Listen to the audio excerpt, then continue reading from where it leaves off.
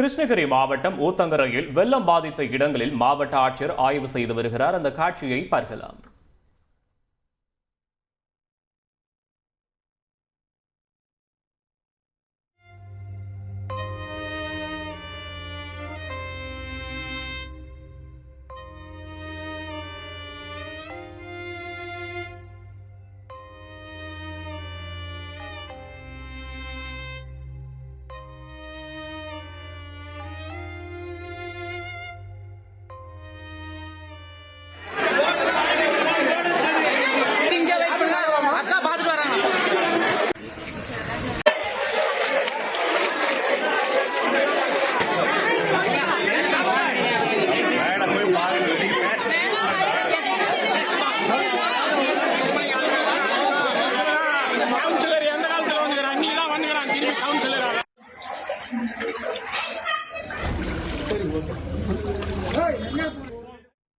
தொடர்பான மேலதிக தகவலை செய்தியாளர் பிரதீப் வழங்க கேட்கலாம். பிரதீப், வணக்கம்.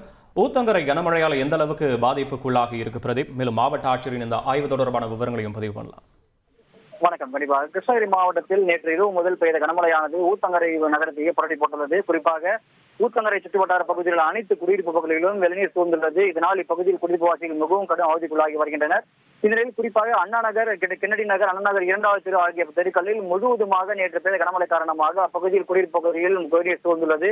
இதனால் 50க்கும் மேற்பட்ட குடியிருப்புகளில் முழுவதும் இடுப்புக்கு மேலளவு வீடுகள் தண்ணீர் புகுந்ததால் இயல்பு வாழ்க்கை முழுவதுமாக முடங்கியது. இந்த நிலையில் கிருஷ்ணகிரி மாவட்ட ஆட்சியர் தரையூ மற்றும் காவல்துறை கண்காணிப்பாளர் தங்குதுரை அவர்கள் நேரில் இப்பகுதியில் ஆய்வு மேற்கொண்டனர். மேலும் ஆய்வு மேற்கொண்டு அப்பகுதியில் வீடுகளில் சிக்கியிருந்தவர்களை மீட்டு உடனடியாக அப்பகுதியில் இருந்த திணைமண்டலத்தில் அனுப்பி வைத்து அவர்களுக்கு தேவையான முன்னெச்சரிக்கை நடவடிக்கைகள் மற்றும் அத்தியாவசிய நடவடிக்கைகள் எடுக்கப்பட்டு வருகிறது.